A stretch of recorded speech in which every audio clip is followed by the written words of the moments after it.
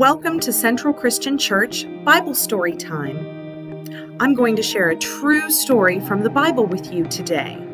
The Bible is a big book made up of a lot of little books written by a variety of people who were inspired and instructed by God to tell His story. Today's story is called Jacob Wrestles with God. After Jacob stole his brother's inheritance, he was scared. Jacob's mother and father decided to send him to live with his uncle Laban in Haran. Laban tricked Jacob into marrying his daughter Leah. Eventually, he gave him his other daughter, Rachel, who Jacob wanted to marry all along. Jacob got richer and his family got larger. One day, the Lord spoke to Jacob and told him to leave Haran and return to his father's land. When he left, he took his entire family and all his belongings. Jacob's travels took him close to the land of his brother Esau.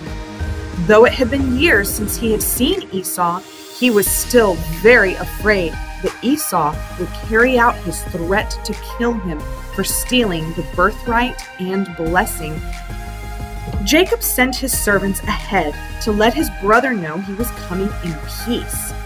Esau sent no response to Jacob's message, but started heading his way with 400 men. Jacob was terrified. To reduce any potential losses if Esau attacked them, Jacob divided the people traveling with him and his livestock into 2 camps. After Jacob prayed and reminded God of his promises to him, he prepared some gifts to send ahead to his brother.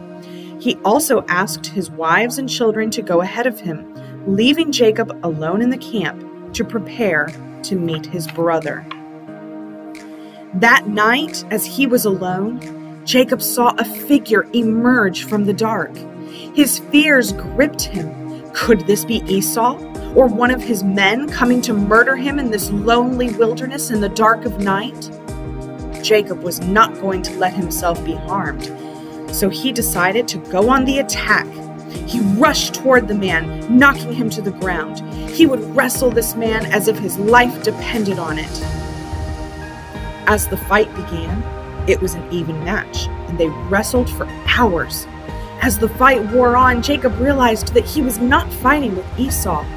In fact, he wasn't sure who this stranger was, but he knew that he wasn't an ordinary man. Finally, to end the fight, the stranger simply touched Jacob's hip socket. Immediately, Jacob felt his leg weaken as his hip shifted out of joint. Even though he tried to wrestle, he knew that he couldn't win. "Now let me go," the man said to Jacob. "It's morning."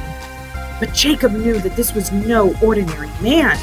This was a messenger of God. In spite of his pain, Jacob had a hold of him. "I won't let you go unless you bless me," Jacob said. The man asked Jacob's name, and Jacob told him. "Your name is now Israel, because you have fought with God and men and were victorious," the man said, and then he blessed Jacob. Something very special had just happened to Jacob. The sun rose gently in the sky as Jacob returned to see his family and face Esau.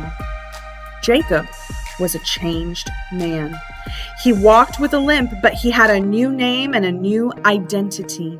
God had given Jacob a promise, and he would keep it. When Jacob met Esau that day, their meeting was a happy one.